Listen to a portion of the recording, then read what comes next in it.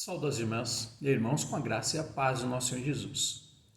Todos os anos, o dia 1º de abril tem sido utilizado para contar as mais diversas mentiras possíveis. Porém, surge a pergunta sobre como começou e onde essa prática.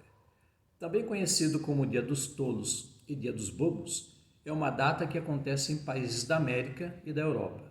E o local de origem mais provável é a França. Desde o começo do século XVI, o Ano Novo era celebrado no dia 25 de março, que coincidia com a chegada da primavera. E festas eram iniciadas nesse dia e encerradas no dia 1º de abril.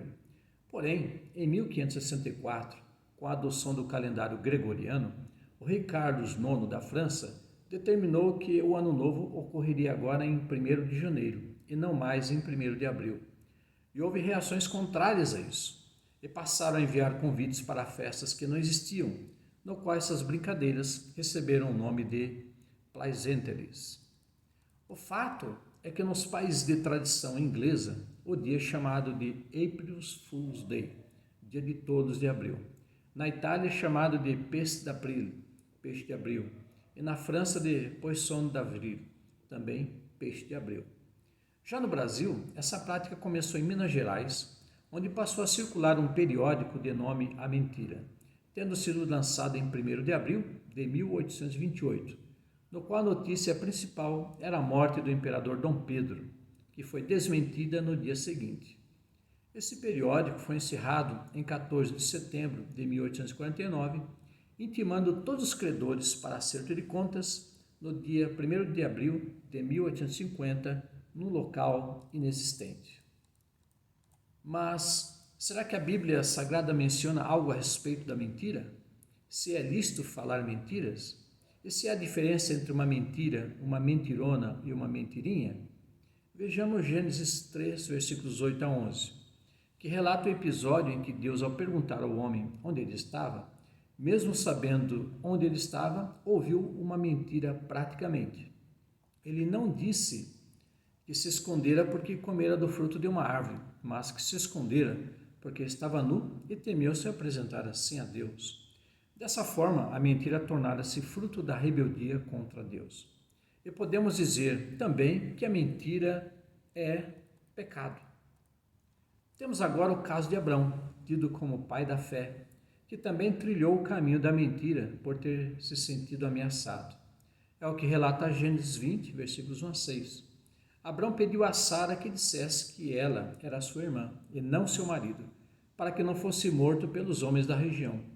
Porém, essa mentira foi revelada para Abimeleque, que se defendeu dizendo que ambos disseram que eram irmãos e não marido e mulher.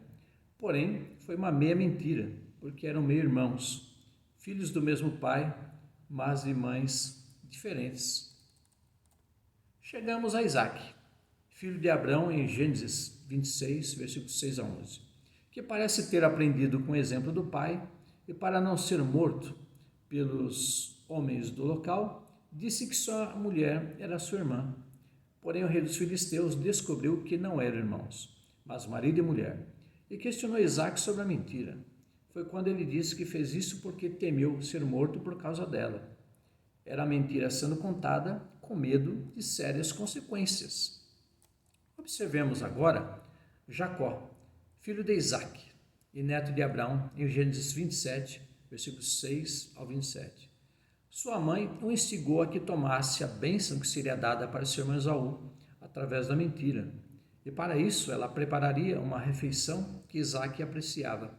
E Jacó deveria usar as vestes de seu irmão e cobrir-se com peles para enganar seu pai. Porém, o pai desconfiou devido à voz diferente, mas mesmo assim Jacó disse que ele era Esaú, até que recebeu a bênção do pai. E quando Esaú descobriu, planejou matá-lo, e sua mãe fez com que Jacó fugisse. Infelizmente, observamos a mentira sendo uma prática passada entre gerações, pai, filho e neto. Entretanto, trouxe consequências.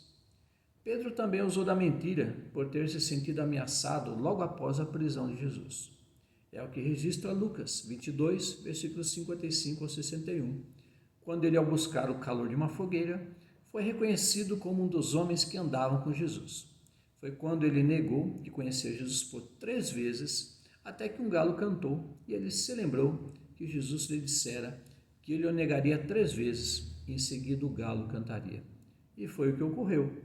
É triste o que aconteceu a ele, que conviveu com Jesus por cerca de 3 anos e testemunhou tudo que Jesus ensinara, pregara e fizera com pessoas enfermas e necessitadas.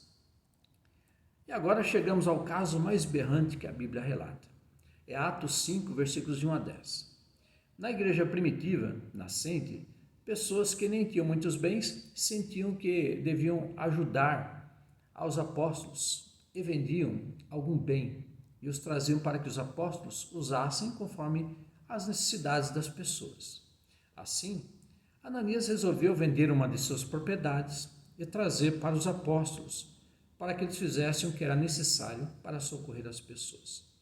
Entretanto, algo ocorreu e ele resolveu ficar com parte do valor obtido e combinou com sua mulher que, se ela fosse questionada, confirmasse o valor recebido. E conhecemos a história. Ananias morreu devido à mentira contada e sua mulher, em seguida, ao ter confirmado, quando questionada sobre o valor, ela também acabou penalizada. A mentira trouxe como resultado a morte, que é consequência do pecado. De fato, o pecado gera morte. E o caso aqui é que os apóstolos não pediram a Ananias que vendesse uma propriedade e trouxesse até eles. Ananias podia ter ficado com 90% da venda e trazido os 10%. Mas resolveu ficar com parte e mentir e fazer sua mulher fazer o mesmo. Temos as palavras de Jesus em João 8,44. Vós tendes por pai ao diabo e quereis satisfazer os desejos de vosso pai. Ele foi homicida desde o princípio e não se firmou na verdade, porque não há verdade nele. Quando ele profere mentira, fala do que lhe é próprio, porque é mentiroso e pai da mentira.